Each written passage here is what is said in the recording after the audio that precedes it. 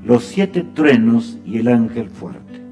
Es un tema realmente grande y tendremos que meditar en más de un momento. Debemos escucharlo con atención para poder entender. Y por supuesto que habrá un plan que en estos días vamos a ir ya recordando para que podamos entender mejor todavía lo que ya hemos aprendido hasta este momento. Allí en Apocalipsis 10, el versos 1 y 2, se describe este acontecimiento. Leamos.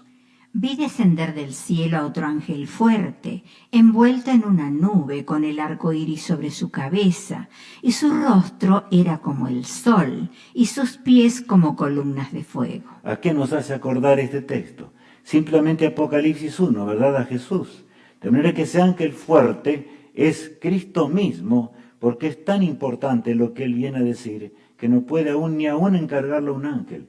A Cristo se lo llama también el ángel especial, ¿verdad? El ángel y a Miguel también, que es el mismo, a Jesús, obrando en el gran plan de salvación. Y el siguiente pasaje, el número 2, dice así. Tenía en su mano un librito abierto, y puso su pie derecho sobre el mar, y el izquierdo sobre la tierra. Él tenía dominio sobre este mundo. Él dijo, y será predicado este evangelio del reino en todo el mundo, antes que yo regrese. Él volverá pronto a buscarnos. El arco iris que vemos simplemente allí en la pantalla, tal vez, ¿verdad?, nos hace acordar de ese arco iris que un día el Señor puso en las nubes, también para recordarle a Noé y a sus contemporáneos, y a nosotros también hoy, de que nunca más vendrá un diluvio. El Señor va a terminar con el pecado para siempre cuando Él vuelva por segunda vez. Ahora bien, leemos allí, en lo siguiente, el versículo 3 de Apocalipsis 10, dice así, el versículo 4 también. Y clamó a gran voz como ruge un león, y cuando hubo clamado, 7 truenos emitieron sus voces. Cuando los 7 truenos hubieron emitido sus voces, yo iba a escribir, pero aún oí una voz del cielo que me decía, sella las cosas que los 7 truenos han dicho, y no las escribas. Es notable que Juan está diciendo algo muy importante allí. Dice, verdad, que él clamó esa gran voz, como ruge un león, ese ángel fuerte, o sea, es el león de la tribu de Judá, por supuesto. Y ante esa voz poderosa siguieron 7 truenos, como dice allí la palabra de Dios. Y notable es que Juan entiende los 7 truenos, porque él iba a escribir. Eso nos muestra, por un lado, contra la teoría de muchos, que Juan escribió después, en algún momento posterior a Patmos, el Apocalipsis. No, estaba escribiendo. Allí dice, yo iba a escribir. Él dio la visión y yo iba a escribir. Pero entonces hay una orden divina, ¿verdad? Una orden tremenda. Sella las cosas que los 7 truenos han dicho y no las escribas. Por lo tanto, es una parte sellada dentro del Apocalipsis. ¿Pero por qué? Ya vamos a entender por qué. No sellada porque Dios no quería que entendamos, sino que, al contrario, era una experiencia que el pueblo de Dios tenía que pasar, porque había salido de la gran tribulación de los 1260 años de persecución. El drama de la falta de conocimiento. Hombres de Dios que el Señor levantó, escudriñaban con todo el poder, cuando terminó esa persecución, las cosas del cielo. Y ahora vamos a seguir así. La voz habla a Juan nuevamente, dice la pantalla, para revelar ese sello, ¿verdad? El sello que estaba allí puesto, para revelar lo sellado. Realmente el Señor tiene cosas maravillosas. ¿Y por qué? Porque el pueblo de Dios tenía que pasar por esa experiencia. Por eso le dice a Juan, no escribas. No puedes revelar. Él entendió todo lo que iba a pasar, pero vio, iba a escribir. Pero dice, no, el pueblo de Dios tiene que pasar por esta experiencia porque lo necesita. Y continué diciendo en versículo 8 y 9 lo siguiente. La voz que oí del cielo habló otra vez conmigo y dijo, ve y toma el librito que está abierto en la mano del ángel que está en pie sobre el mar y sobre la tierra. Y fui al ángel diciéndole que me diese el librito. Y él me dijo, toma y cómelo, y te amargará el vientre, pero en tu boca será dulce como la miel. Es notable aquí las expresiones que se encuentran, ¿verdad? El ángel habla con Juan, porque Juan estaba allí en la visión. Dice notable la voz que oí del cielo otra vez, la misma voz que había sellado ahora va a explicarle a Juan algunas cosas. Y es por eso que es importante. Dice, y fui al ángel para que me diese el librito. Tenía un librito en la mano ese poderoso Redentor, ¿verdad? Porque es Cristo el Señor. Ustedes se acuerdan del libro de Daniel. Y Daniel, el libro de Daniel, ya vamos a leer algún pasaje, fue sellado, ¿verdad? Para que no se entendiese porque en sus días no se podía entender y eran verdades para el tiempo del fin. De manera que el Apocalipsis es la revelación de Daniel. Pero aquí encontramos un sello interior con 7 truenos. ¿Por qué? Porque el número 7 en la Biblia indica la perfección. Dios conduce a su pueblo con la perfección de la profecía. No yerra ni hacia un lado ni hacia el otro. Por lo tanto, el Señor nos pide que escudriñemos su palabra, porque que cada día que estamos viviendo está revelado por el Todopoderoso. Y como los que habremos de alcanzar los fines de los siglos, o estamos viviendo en las horas del fin de los siglos, nosotros tenemos que entender para enseñar, proclamar a un mundo entero las verdades eternas de Dios. Ahora bien, Juan experimenta, y fui al ángel, diciéndole que me diese el librito. Y él me lo di y me dijo, toma y cómelo, y te amargará el vientre, pero en tu boca será dulce como la miel. Qué figura, ¿verdad? Juan va a ir, pero hay un paréntesis allí, ¿verdad?, que hemos puesto a propósito, porque el mismo Apocalipsis 10 lo revela. Apocalipsis 10, 5 al 7. Y el ángel que vi en pie sobre el mar y sobre la tierra, levantó su mano al cielo y juró por el que vive por los siglos de los siglos, que creó el cielo y las cosas que están en él, y la tierra y las cosas que están en ella, y el mar y las cosas que están en él, que el tiempo no sería más, sino que en los días de la voz del séptimo ángel, cuando él comience a tocar la trompeta, el misterio de Dios se consumará, como él lo anunció a sus siervos los profetas. Este tema de hoy tiene una conexión directa con el tema de mañana, por supuesto, pero aquí nos ubicamos en la séptima trompeta. Por un lado, dice aquí, ¿verdad? Más, asegura algo muy grande este pasaje. Dice que ese ángel que está hablando, dice, no, el tiempo no será más. O sea que lo sellado que tenía Daniel ahora, ¿verdad? Y ese librito que estaba en la mano del ángel era el libro de Daniel. Ahora las profecías de Daniel eran totalmente reales. Llegó el tiempo del cumplimiento, el pueblo y el mundo debían entender lo que realmente iba a acontecer. Y aquí se recalca algo, el tiempo no será más. ¿Cuántos quieren colocar fechas posteriores a 1844? Ya vamos a entender por qué esto es totalmente contra la palabra de Dios. Porque el Señor dice que la profecía más larga que Él reveló, ¿verdad? No los acontecimientos. Acontecimientos habrá hasta el fin del mundo, ¿verdad? Pero las fechas proféticas llegan hasta el fin de los 2300 años. Ahora bien, leamos qué misterio sería revelado realmente. Vamos a ver qué dice el apóstol Pedro acerca de un misterio. Leamos. Sabiendo que fuisteis rescatados de vuestra vana manera de vivir, la cual recibisteis de vuestros padres, no con cosas corruptibles como oro o plata, sino con la sangre preciosa de Cristo, como de un cordero sin mancha y sin contaminación, ya destinado desde antes de la fundación del mundo, pero manifestado en los postreros tiempos por amor de vosotros. Entendemos, amigos, lo que dice aquí. El apóstol Pedro está hablando de algo muy solemne. En realidad, Satanás ni siquiera conocía, por eso el egoísmo lo llevó a saber a realizar lo que ya sabemos. Pero lo tremendo es que en un concilio celestial, Dios es omnipotente y omnisciente, y en ese concilio celestial donde el Padre, el Hijo y el Espíritu Santo estuvieron reunidos para decidir la creación de nuestro mundo, se gestó también el plan de salvación, porque Dios sabía que el hombre iba a caer, y en ese plan de salvación el Padre y el Hijo entrelazaron sus manos. Cristo vendría a morir por la raza humana. Claro, no siempre se entendió. San Pedro dice, fue antes que el mundo fuese, de manera que... pero ahora al fin del tiempo el Señor abre el libro para que el mundo entero entienda todo hasta el final del tiempo. De manera que esos 7 truenos tienen que ver con todo lo revelado, ¿verdad?, hasta el fin del tiempo, hasta las plagas postreras y hasta el momento cuando Cristo regrese en gloria y majestad. No solamente con lo que vamos a ver hoy con el chasco de 1844, pero es importante que entendamos esto. Una vez alguien me dijo, sí, Rubén, pero ¿tú crees que realmente aquellos que anunciaron la venida de Cristo para 1844 y no aconteció, y eso realmente fue un chasco, porque no estudiaban la palabra de Dios? Todo lo contrario, amigos.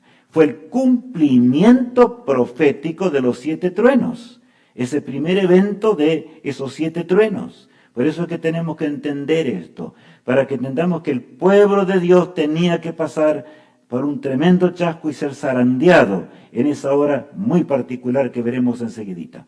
Leamos. Y fui al ángel diciéndole que me diese el librito, y él me dijo, toma y cómelo, y te amargará el vientre, pero en tu boca será dulce como la miel. Entonces tomé el librito de la mano del ángel y lo comí. Y era dulce en mi boca como la miel, pero cuando lo hube comido, amargó mi vientre. De manera que ahora Juan cuenta su experiencia. Fui al ángel, tomé el librito, lo comí, amargó mi vientre, pero en mi boca era dulce como la miel. ¿Y saben por qué? Simplemente yo voy a relatarlo previamente para que podamos ver, porque el pueblo de Dios estaba esperando ya la venida de Jesús en ese momento. Pero, y en forma muy grande es lo que vamos a estudiar y ver. De tal suerte que cuando Cristo no vino en la hora que ellos pensaban, sufrieron un chasco amargo, atroz. Por eso se amargó mi vientre. Pero la esperanza de la inminencia de que Cristo ya regresaba a la tierra en ese momento era dulce como la miel. Porque ya se terminaba esta tierra, ¿verdad? Ahora bien, vamos a estudiar esto. Vayamos ahora cómo ocurriría ese chasco y el zarandeo que hubo en ese momento. Leamos en la palabra de Dios. Guillermo Miller y los que le siguieron. Guillermo Miller fue otro de los grandes hombres de Dios. Como hubo tantos reformadores, ¿verdad?, durante la Edad Media, que como Lutero y Calvino y otros más, ¿verdad?, que podíamos hablar acerca de cómo el Señor los fue usando para mantener la verdad. Ahora aparecen los hombres que tendrían que ver con el fin de la historia humana. Eso debe quedar claro en nuestra mente, amigos míos. Y saben, Guillermo Miller fue uno de ellos. Ahora, ¿cómo? Voy a decir 2 palabras en cuanto a Guillermo Miller, como vemos en la pantalla, ¿verdad? Él llegó a ser militar, ya veremos enseguidita, pero de su fe era bautista, fue un fiel bautista, vivió desde el año 1782 a 1849. Pero repentinamente, allí voy a leer, la Edad Media y otros acontecimientos lo llevaron a la incredulidad y lo apartaron de su creencia en un Dios personal y se inclinó al deísmo, o sea, un Dios impersonal. Guillermo Miller perdió la fe. Y dice, ¿cómo es posible? No hay un Dios personal que se ocupa de la historia. No hay un Dios, porque de paso Guillermo Miller fue un estudioso muy grande de la historia y de las profecías bíblicas. Ahora, claro, él no podía encontrar una relación. ¿Cómo era posible que en el nombre de Dios se mató tanta gente? ¿Cómo era posible que la muerte existiera? No entendía del todo la muerte y la resurrección, no le era muy claro. Y de manera que esos pensamientos estaban combatiendo en su mente, hasta que por último se inclinó hacia el deísmo. Y por supuesto, pero el Señor no habría de olvidarlo por eso. Cuando fue un día a la guerra, en uno de sus batallones, ¿verdad?, porque él dirigía un batallón, él llegó a ser teniente de un ejército y se encontró frente en el campo de batalla cara a cara con el enemigo, siendo una fuerza muy pequeña comparada con sus enemigos, pero obtuvieron la victoria. Allí dice, pero en el campo de batalla, en la pantalla, ¿verdad?, en el campo de batalla medita. ¿Por qué medita? Allí en 1814, sus fuerzas triunfaron. Piensa realmente en un Dios personal y no más en el deísmo. Él decide abandonar el deísmo porque dice, no, pero yo le pedí a Dios, era desesperante, íbamos a morir todos y el Señor nos salvó. obró un milagro, de manera que hay un Dios poderoso, un Dios eterno y un Dios que se ocupa de nuestras plegarias personales. Nunca olvidemos, mis hermanos, estas cosas que estoy diciendo en este momento. Es extremadamente importante y desde ese momento Guillermo Miller comienza a decir o a realizar lo siguiente como tenemos en la pantalla. Guillermo Miller comienza un estudio profundo, fervoroso de la palabra de Dios hasta 1831, cuando él comienza ya a predicar. No era un predicador, era un laico de aquellos días, pero un guerrero. Saben, muchas veces yo me he preguntado, ¿por qué Dios eligió a guerreros en la proclamación del Evangelio? Es que hermanos y amigos en Cristo Jesús, es una guerra entre el bien y el mal. Hombres fuertes, hombres de carácter, hombres de planes abarcantes, hombres de conciencia profunda, habrán de actuar al fin del conflicto. Los demás, los laodicenses, se van a quedar a un lado, ¿verdad? Como ya estudiamos ya pasadamente. Bueno, una de las profecías, él iba estudiando profundamente de texto en texto y hasta que no entendía ese texto no avanzaba al siguiente. Pero saben, uno de los textos que le llamó muy poderosamente la atención fue Daniel 12:4, y ahí dice lo siguiente. Pero tú, Daniel, cierra las palabras y sella el libro hasta el tiempo del fin. Muchos correrán de aquí para allá, y la ciencia se aumentará. Claro, él quería saber, Daniel quería saber qué era eso de los 2300 años, qué era eso de la purificación del santuario, etcétera, una serie de cosas. Y Daniel, ¿qué podía saber allí en Babilonia cautivo, en el cautiverio, verdad? No podía, no es para tus días, le dice el ángel. De manera que esto debe estar sellado para tus hermanos que van a vivir al fin del tiempo. Ahora en Daniel 8:14, el mismo profeta de Dios, sin saber, porque fue revelado por Dios, pero él no pudo entenderlo, y dice lo siguiente. Y él dijo, hasta 2300 tardes y mañanas, luego el santuario será purificado. Esto lo conmovió y lo sacudió a Guillermo Miller, porque fue estudiando todo en gran manera y algunas cosas más que veremos en el día de hoy. Pero saben, quedó impresionado sobre los 2300 años. ¿Qué era eso? Bueno, él ubicó la fecha en el 457, y justamente es así, porque fue en el 7º año del rey Artajerjes I, de manera que estaba claro, en el 457 comenzaba a contarse los 2300 años proféticos. 490 años, como allí vemos, ¿verdad?, estaban dedicados a Israel, y él pudo seguir, y ahora siguió hasta el momento del momento cuando Jesús es bautizado, y él dijo, y todo se cumplió. De manera iba siguiendo la historia, siguiendo la profecía. En el año 27 de la era cristiana, Jesús fue bautizado en las aguas del Jordán. A la mitad de esa semana profética, la número 70, lo que ya estudiamos, ¿verdad?, está en el año 31. Si quedan dudas hoy, pregunten en gran manera, amigos míos, porque esta es una profecía muy hermosa y muy grande que tiene continuación en estos días. Bueno, en el año 31 Cristo muere en la cruz del Calvario por nuestros pecados y por nuestras transgresiones. Y ahora, 40 días después estuvo con sus discípulos y se fue al cielo. Se fue al santuario celestial, que de paso Guillermo Miller nunca alcanzó a entender. En el 34 termina el tiempo, las 70 semanas, 490 años para Israel. Pero Guillermo Miller continúa analizando la profecía y llega hasta qué momento. Desde el 538 hasta el 1798. Y ahora se da cuenta que ese fue el tiempo predicho por la palabra de Dios de la persecución papal.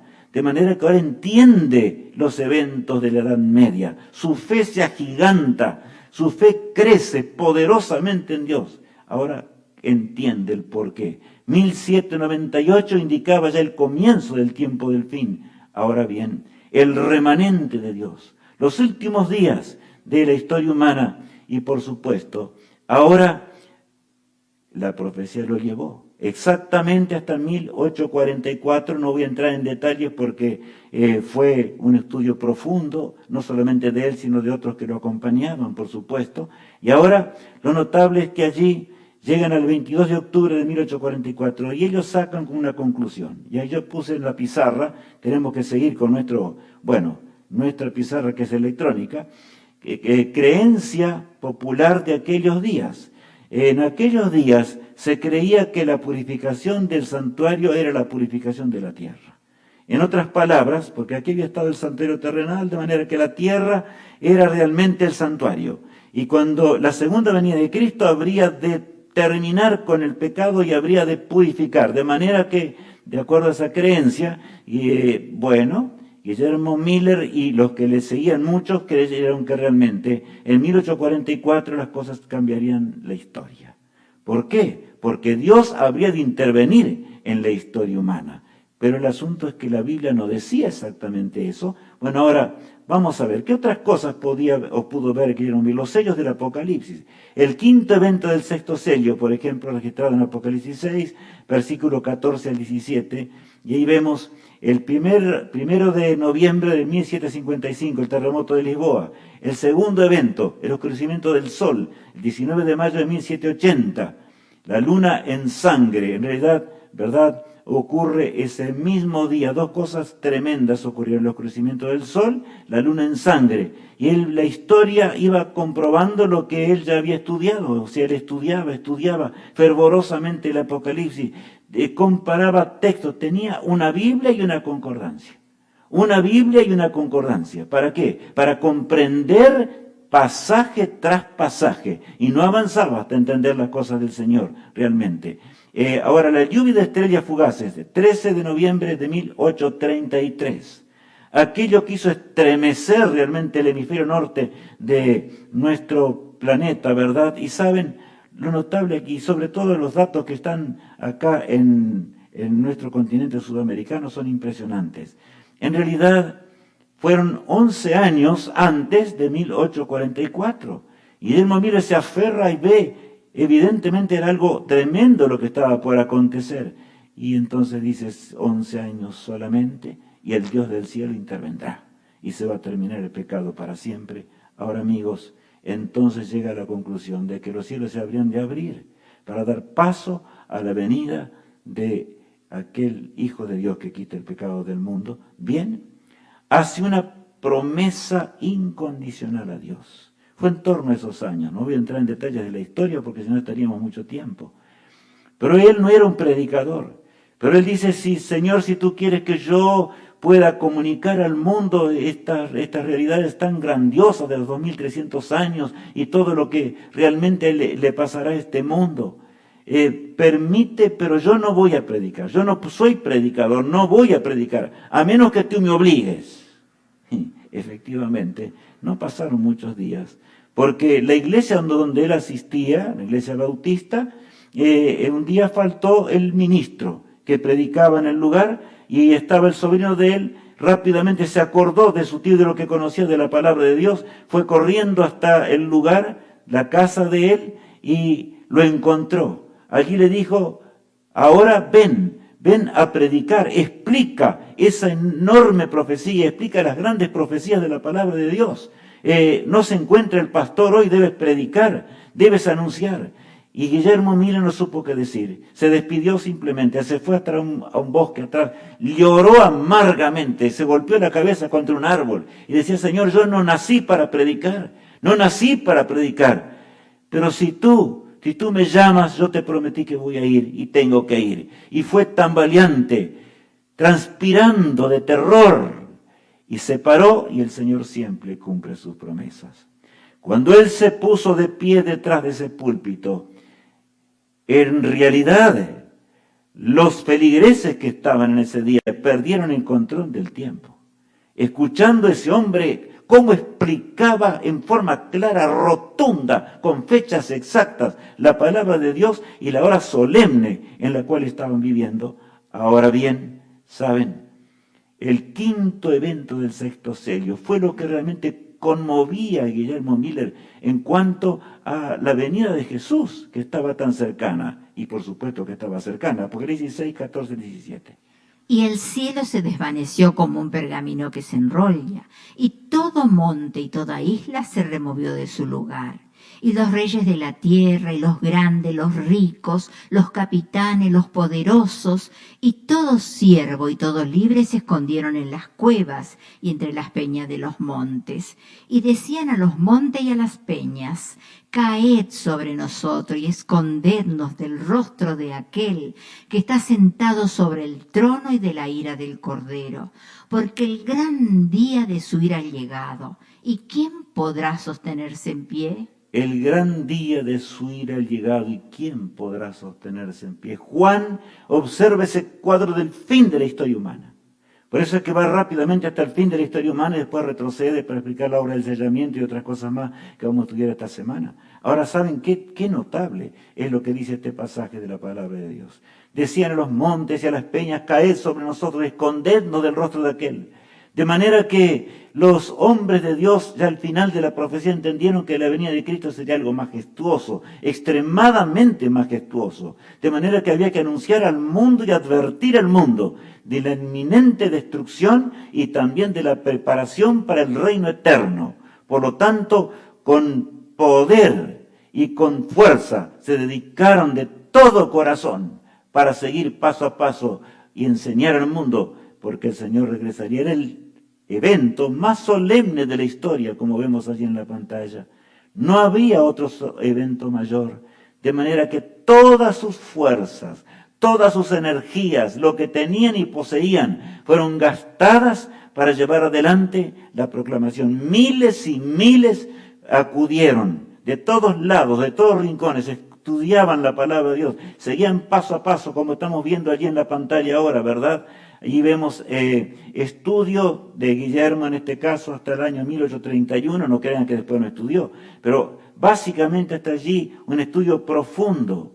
Y entonces en 1831 comienza la predicación de él, que se acrecenta en gran manera desde 1840 hasta 1844, hasta el final de la profecía, ¿verdad?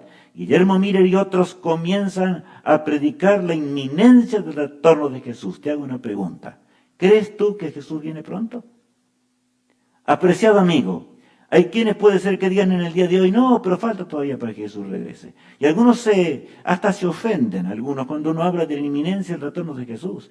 La venida de Cristo es inminente, y no decir esto es un pecado grave a la vista de Dios, porque la profecía lo dice así. Ya vamos a entender más de cerca al ir a la siguiente.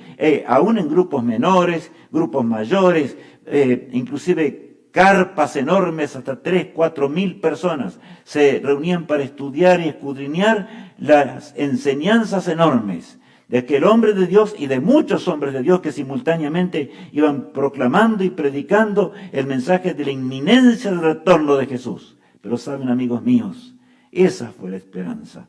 Cuando llegó en realidad el día anterior, y yo quiero decirles algo en este momento, Guillermo Miller nunca quiso poner una fecha, porque hay un texto que yo voy a enseguida presentarlo en la pantalla, y saben, él se acordaba, él dijo: los 2300 años van a terminar en 1844, terminan allí, y Cristo va a regresar, pero yo no entiendo cómo va a ser bien eso.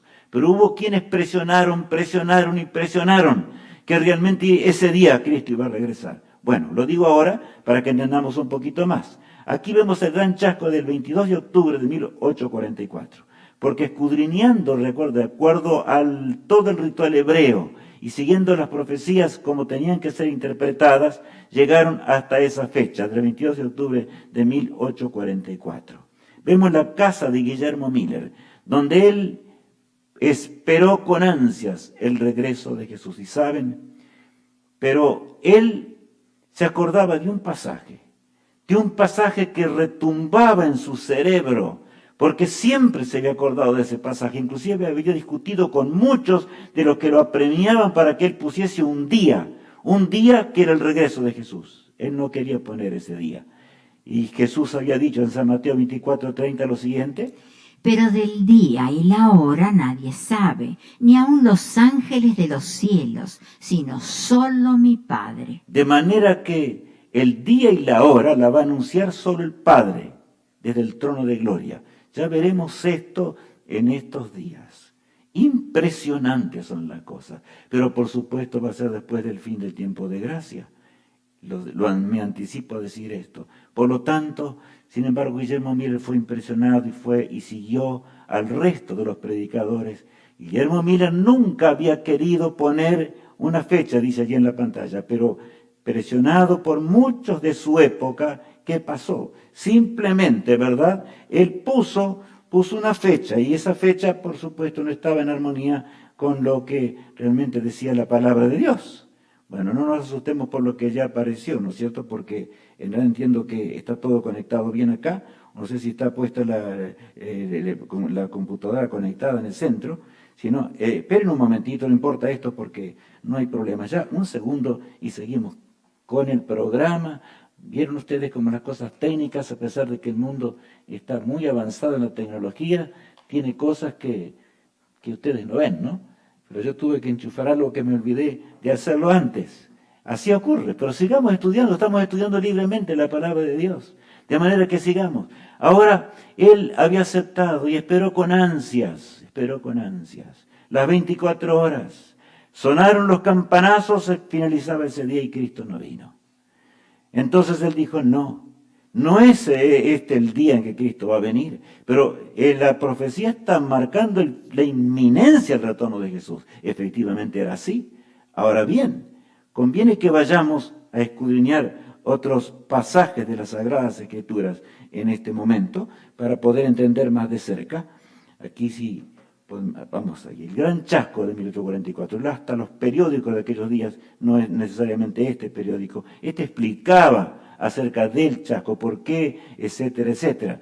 Pero los periódicos de todo ese mundo conocido y todo lo que era medio de comunicación y las iglesias y demás, fue un sacudón tan terrible. Los que pasaron por ese chasco, y podemos leer acerca de esto, dice, era como si realmente el cielo se hubiera desplomado. Fue una angustia tan terrible, imposible de describir.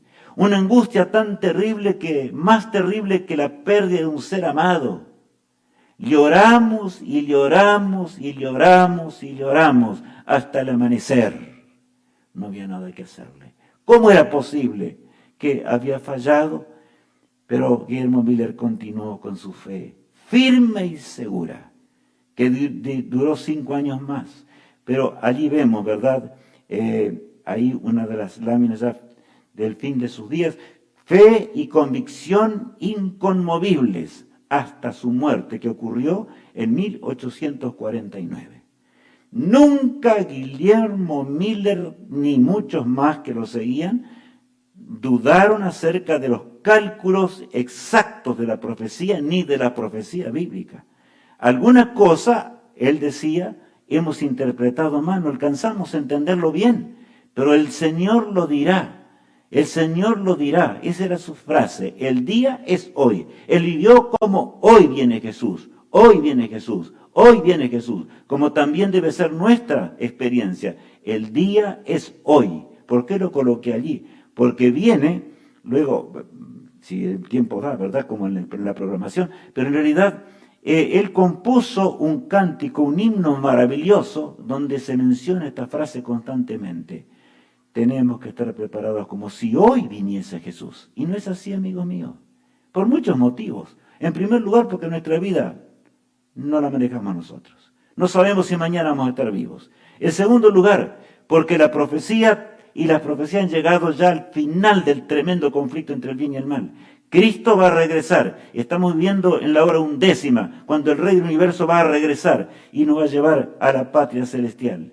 Claro, Guillermo Miller no entendía algunas cosas que ya vamos a ver. Leamos en cuanto al zarandeo, que ya había sido predicho por Isaías, que hablaba acerca del zarandeo inclusive de Israel en el primer advenimiento de Cristo y que se repetiría en los días también del segundo advenimiento de Jesús. Y yo dije, ¿hasta cuándo, Señor? Y respondió él, hasta que las ciudades estén asoladas y sin morador, y no haya hombre en las casas, y la tierra esté hecha un desierto, hasta que Jehová haya echado lejos a los hombres, y multiplicado los lugares abandonados en medio de la tierra. Y si quedare aún en ella la 10ª parte, Esta volverá a ser destruida, pero como el roble y la encina, que al ser cortados aún queda el tronco, así será el tronco, la simiente santa. Saben, yo quiero hacerlos meditar un instante sobre estas palabras. El Señor no cambia su carácter. Y en este mundo tan lleno de pecado y desgracia, amigos, esto debería hacernos temblar. Y hablo del pueblo de Dios.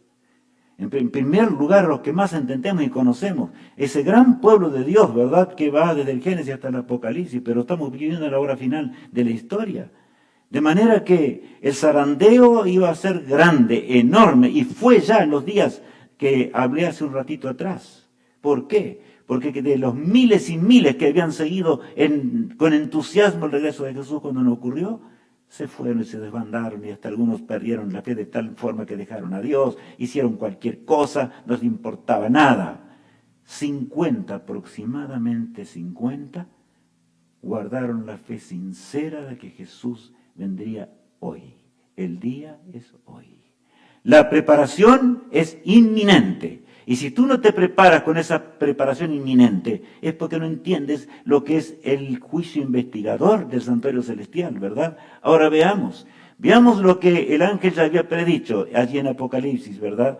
10. Leamos el versículo 10. Entonces tomé el librito de la mano del ángel y lo comí, y era dulce en mi boca como la miel, pero cuando lo hube comido, amargó mi vientre. Claro, Juan experimenta eso, pero ni Guillermo Mira entendió el pasaje aquí, el 11. ¿Qué dice el versículo 11? Y él me dijo, es necesario que profetices otra vez sobre muchos pueblos, naciones, lenguas y reyes. Voy a decir algo extremadamente solemne. Cuando aquí el ángel mismo le aclara, esto va a ser, o sea, en esos 7 truenos comienza ahora a declararle algo tremendo. El ángel le dice, va a ser amargo en tu vientre, el chasco será terrible. Los hombres de Dios de esos días se entendieron. Y vivieron esa fe. Esos 50 estuvieron dispuestos a sacrificarse y a hacer cualquier cosa para llevar adelante el mensaje. Pero saben, el pueblo de Dios de hoy, ahora que estamos, todo se ha cumplido de una forma impresionante, amigo mío. Tú lo sabes muy bien, aún esta pandemia y las enfermedades y la maldad de la tierra, Sodoma y Gomorra y todo lo que es. Si eso no nos convence, ¿qué más puede hacer el Señor? Saben, amigos, esto es serio.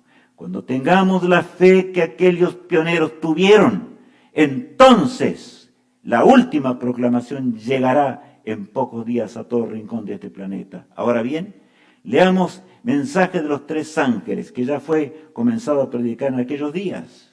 Vi volar por en medio del cielo otro ángel, que tenía el evangelio eterno para predicarlo a los moradores de la tierra, a toda nación, tribu, lengua y pueblo, diciendo a gran voz, temed a Dios y dadle gloria, porque la hora de su juicio ha llegado. Y adorad a aquel que hizo el cielo y la tierra, el mar y las fuentes de las aguas. Allí en Apocalipsis 14, ¿verdad que está este pasaje? Es impresionante lo que está diciendo.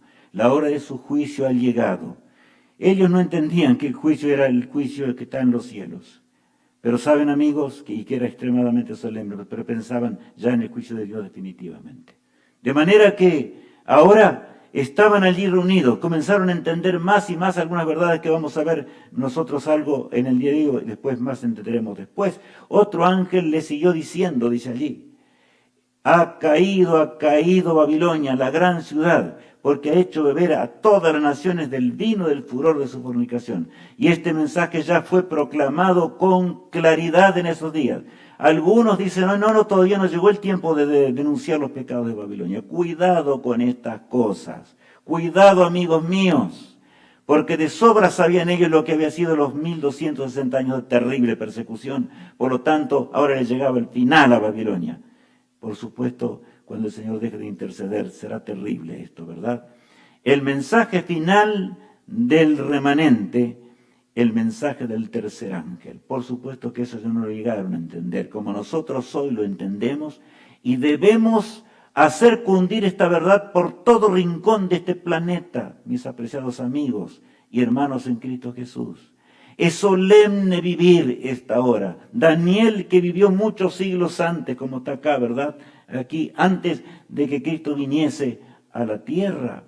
Él temblaba cuando hablaba de estas cosas, pero no sabía su significado. Cuánto más nosotros.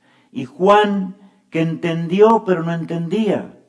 El mensaje del tercer ángel, he aquí que ese remanente habría de multiplicarse, o sea que el pueblo de Dios sería zarandeado, y así fue, y quedarían, y de los 50 que quedaron, comenzó a crecer, a crecer, a crecer, a crecer, y ahí está el pueblo de Dios. Pero eso no es el tema de hoy exactamente. Que no era claro para ellos el mensaje y su alcance mundial. Primera cosa, en realidad, los 7 truenos estaban revelando lo que en el concilio celestial, antes que el mundo fuese, se había determinado. Pero ahora habría de ser determinado hasta el tiempo del fin. Segunda cosa, el santuario celestial y el juicio investigador. No entendían el lugar santo y el lugar santísimo del templo celestial, y de que Cristo pasaría ante la presencia del Padre en un breve tiempo para regresar y terminar con la historia humana, ¿verdad? La verdad sobre el cuarto mandamiento, o sea, el santo sábado.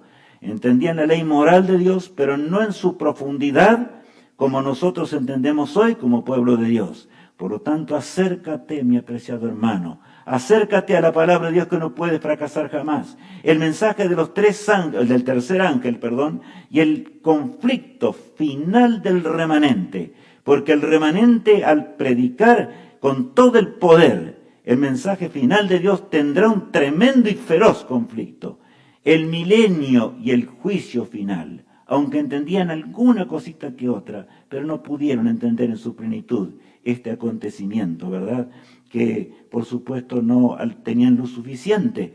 El pueblo de Dios, está en la pantalla, la obra especial del remanente y las otras verdades bíblicas fundamentales. O sea, la verdad tenía que crecer, pero ¿cómo? Escudriñando la palabra de Dios. Y quiero decirles algo más.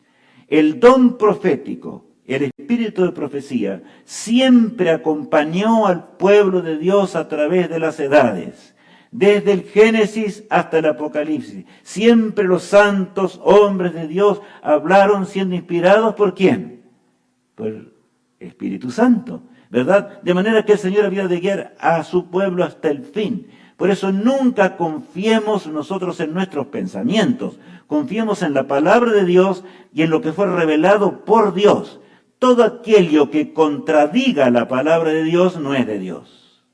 Todo aquel hombre o mujer que contradiga la palabra de Dios es porque no es de Dios. Les estoy anticipando algo muy grande de estos días. Ahora más todavía, quiero decirles con más nitidez. Toda religión que se atreva a usar la Biblia para negar el escrito está, Jesús lo dijo con claridad, no proviene de Dios, ¿verdad? De ninguna manera. Ahora bien, leemos ese texto solemne para nosotros en extremo en estos días. Apocalipsis 10, el versículo 11 leeremos solamente. Y él me dijo, es necesario que profetices otra vez sobre muchos pueblos, naciones, lenguas y reyes. De manera que la obra que venía era universal, a toda nación, tribu, lengua y pueblo. Por eso ese ángel fuerte que exclama, dice, como un león, ruge como un león. Era Jesús, por supuesto, como ya estudiamos. Los 7 truenos que emitieron las voces marcaban la trayectoria de como decía el apóstol Pedro, aquello que fue planificado antes que el mundo fuese. ¿Cuánto amor tiene Dios para contigo y para conmigo? Dios sabía que le costaría, y Cristo sabía que le costaría su muerte en la cruz del Calvario. Se haría hombre para morir por nuestras transgresiones, pero Él vendría, y ¿saben? Por eso Cristo habla a su pueblo en la hora del fin, para que venzamos de nuestra indolencia espiritual y podamos tener la fe que tuvieron aquellos que fueron zarandeados allí en 1844 y hoy, en la hora final del conflicto, salgamos para que la lluvia tardía realice la obra que tiene que realizar, ¿verdad? Y él me dijo, es necesario que prediques ¿a qué parte? A Europa, a Norteamérica. Uno me dijo una vez, no, porque mi mensaje fue para Estados Unidos. Venía allí con un librito raro. ¿Qué tenía que ver? Y más contradecía la Biblia. Empezamos a buscar, contradecía la palabra de Dios. No, amigos.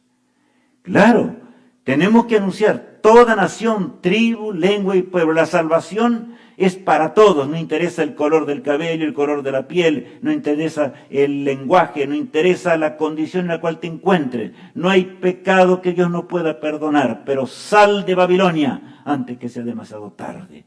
Cristo vendrá con poder dentro de breve tiempo, porque así lo dicen las profecías. Allí está el mensaje ahora del tercer ángel en parte. Vamos a leer el versículo 9 del capítulo 14 de Apocalipsis y 11, hasta el 11, perdón. Y el tercer ángel lo siguió diciendo a gran voz: si alguno adora a la bestia y a su imagen, y recibe la marca en su frente o en su mano, él también beberá del vino de la ira de Dios, que ha sido vaciado puro en el cáliz de su ira, y será atormentado con fuego y azufre delante de los santos ángeles y del Cordero. Muchas doctrinas tenían que ser aclaradas. Muchas doctrinas todavía. Por supuesto, el pueblo de Dios, que el Señor siempre le encargó, ¿verdad? Dice que allí habla, es impresionante este pasaje, ¿verdad? Porque dice allí, el versículo 10, él también beberá del vino de la ira de Dios, que ha sido vaciado puro en el cáliz de su ira, y será atormentado con fuego y azufre delante de los santos ángeles y del Cordero, y el humo de su tormento sube por los siglos de los siglos. Y ahí los que no estudian la Biblia dicen, ¿no ve que va a existir un fuego eterno que va a arder y va a arder y va a arder? Jesús dijo que será como Sodoma y Gomorra ese fuego. ¿Y Sodoma y Gomorra está ardiendo hoy? Judas 7. Léelo allí en tu hogar y te vas a convencer. Simplemente indica las consecuencias del fuego de Dios. La muerte eterna del pecado será cierta, ¿verdad? Y ahora lo notable del caso es, el versículo 12 continúa diciendo así, San Juan. Aquí está la paciencia de los santos, los que guardan los mandamientos de Dios y la fe de Jesús. Cuando Juan ve, después de ver los cataclismos y las cosas que vio, observa al pueblo glorioso de Dios. Aquí está la paciencia de los santos, la perseverancia de los santos, los que guardan los mandamientos de Dios y tienen la fe, ¿de qué dice? De Jesús, ¿verdad? Qué notable este pasaje, la tenemos nosotros realmente, pero el versículo 13 es antagónico. Leamos ahora. Oí una voz que desde el cielo me decía: escribe, bienaventurados de aquí en adelante los muertos que mueran en el Señor. Sí, dice el Espíritu, descansarán de sus trabajos, porque sus obras con ellos siguen. Allí está hablando de aquellos que morirían después de 1844 y los que estuviesen enrolados en las filas fieles del pueblo de Dios. Aquellos que tuviesen la fe poderosa, ¿verdad?, del mensaje al cual el Señor los había enviado a predicar a toda nación, tribu, lengua y pueblo. Ahora bien, acá está diciendo, no sería sencillo, porque había persecución nuevamente. Breve y corta, no vamos a entrar en detalles ahora, porque no es el tema, pero habrá una persecución corta, porque Satanás no se queda quieto, por supuesto. Si el mensaje estuviese sido anunciado como debería en esta hora, ya esa persecución hubiese llegado. Pero algo pasa, amigo mío, en la fila del pueblo de Dios. Y yo debo analizar mi vida, no la del prójimo. ¿Qué pasa en mi vida? ¿Qué pasa en tu vida? ¿Qué pasa en los demás? ¿Qué está ocurriendo? Es hora de meditar, es hora de orar, es hora de clavar nuestras rodillas y clamar al Todopoderoso, aquel que nos amó y nos reveló hasta lo que se resolvió en el concilio celestial en cuanto a nuestra salvación eterna. Toda la luz nos fue dada para que un mundo sea alumbrado, pero hemos cumplido realmente con ese mandato del Señor. Miren allí, la tierra es cegada ahora. Y leamos por qué están los textos que representan ahora la venida de Jesús, y leámoslo. Miré, he aquí una nube blanca, y sobre la nube uno sentado semejante al Hijo del Hombre, que tenía en la cabeza una corona de oro y en la mano una hoz aguda. Y del templo salió otro ángel clamando a gran voz al que estaba sentado sobre la nube: mete tu hoz y ciega, porque la hora de cegar ha llegado, pues la mies de la tierra está madura. Y el que estaba sentado sobre la nube metió su hoz en la tierra, y la tierra fue cegada. Eso fue lo que no entendieron nuestros hermanos de aquellos días en su plenitud. Claro, está claro. Y del templo salieron los 7 ángeles con las plagas postreras. Tampoco es el tema de hoy. Pero todo fue revelado. De manera que los 7 truenos es una revelación nada menos que del concilio celestial al hombre caído. El Señor sabía que Rubén se iba a apartar muy lejos de Dios. Pero Él sabía también de mi existencia. Él no habría de dejar mi creación por mi rebelión.